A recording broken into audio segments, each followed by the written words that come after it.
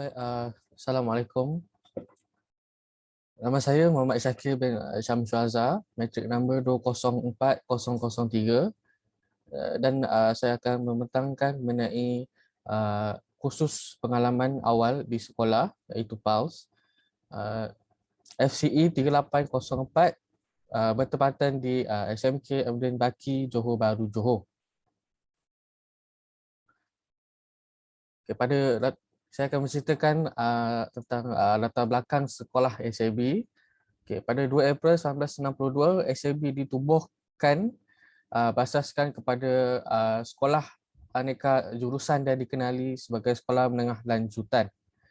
Pada Januari 1964, bangunan sekolah ini telah siap dibina di Jalan Abdul Samad, Johor Bahru. Pada masa itu terdapat dua bahasa pengantar di sekolah ini, iaitu bahasa Malaysia dan bahasa Inggeris. Pada tahun 1968, sekolah ditukar nama kepada Sekolah Menengah Almudin Baki SAB sempena nama seorang tokoh pendidikan terkemuka.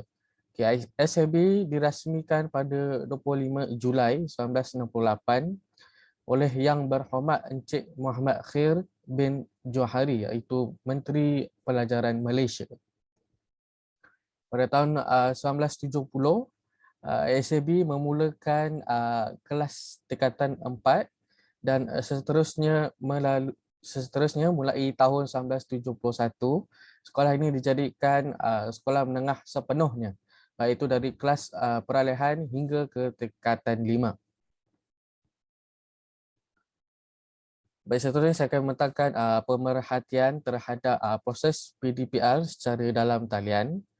Aktiviti dilakukan secara maya menggunakan beberapa medium yang mudah dicapai oleh murid seperti Google Meet, Zoom, live chat, voice chat di Telegram dan secara offline di Telegram.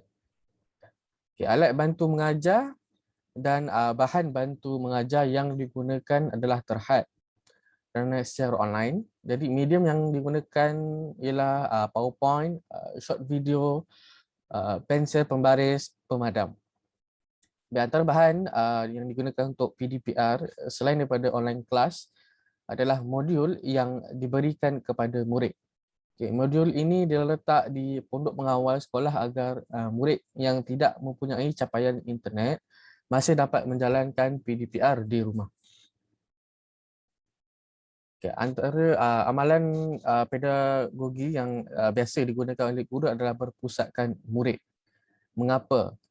Ialah berkaitan dengan pelajaran berpusatkan murid. Apa yang dipelajari melibatkan pelajar memilih fokus kandungan dan bagaimana pembelajaran akan ditunjukkan bergantung pada cara yang berbeza yang pelajar memproses untuk memahami.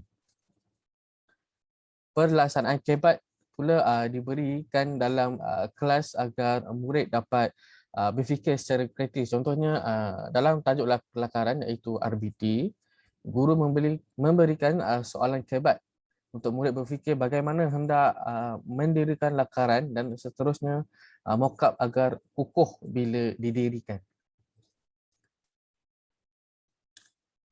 Sebenarnya saya akan membentangkan mengenai refleksi terhadap budaya sekolah dan budaya kerja.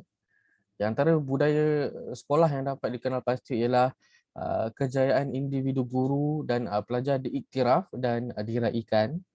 Hubungan dan interaksi dicirikan oleh keterbukaan, kepercayaan, rasa hormat dan penghargaan. Pemimpin sekolah, guru dan anggota staf memberi contoh tingkah laku positif dan sihat untuk pelajar. Kesalahan tidak dihukum sebagai kegagalan, tetapi ia dilihat sebagai peluang untuk belajar dan berkembang bagi pelajar dan pendidik. Antara budaya kerja yang dapat dikenal pasti ialah bekerjasama, saling bantu-membantu dan bertoleransi dengan baik. Budaya tempat kerja yang membina membawa kepada peningkatan kecekapan, keyakinan guru yang lebih baik dan kemampuan untuk menjaga pelajar yang mahir. Sikap positif di tempat kerja terutama ketika dipaparkan oleh organisasi dapat memberi kesan dramatik pada seluruh tenaga kerja. Kelebihannya ialah dapat membina sikap positif apabila guru memimpin sesuatu kelab persatuan, rakan sekerja dan pelajar. Kepada guru tersebut akan melihat kepada guru untuk menentukan suasana yang positif dalam menjalankan aktiviti. Selain itu, menghormati ahli pasukan, keupayaan pasukan untuk menghargai pengalaman, latar belakang, nilai dan pandangan unik masing-masing serta menghormati sumbangan masing-masing terhadap organisasi adalah mustahak untuk mencapai tujuan bersama dan pengalaman. Antara kelebihan pelaksanaan budaya sekolah di SAB ialah tahap refleksi yang lebih mendalam mengenai nilai kepercayaan dan tradisi bersama antara anggota staf, guru dan pelajar. Pemimpin sekolah memainkan peranan penting dalam mengembangkan dan meningkatkan budaya sekolah. Jadi budaya sekolah yang positif menyediakan persekitaran yang selamat, menyokong, mendorong, mengundang dan mencabar bagi pelajar dan kaki tangan sekolah yang seterusnya membolehkan pencapaian akademik pelajar berkembang. Baik, secara rumusannya berdasarkan program PULSE yang dijalankan, saya berasa dapat menjalani suasana di sekolah secara dalam talian.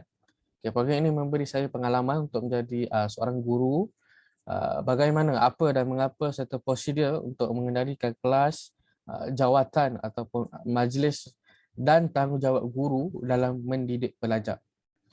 Program PULSE ini dapat menyediakan diri saya sebagai pelajar untuk menjadi seorang guru kerana berdasarkan pemerhatian yang kita buat, kita dapat menyediakan dan mengendali diri sendiri mengenai apa yang perlu dilakukan dari segi masa, cara mengajar, pendekatan yang digunakan untuk mengajar dan kesabaran dalam mengajar pelajar di dalam kelas ataupun luar kelas.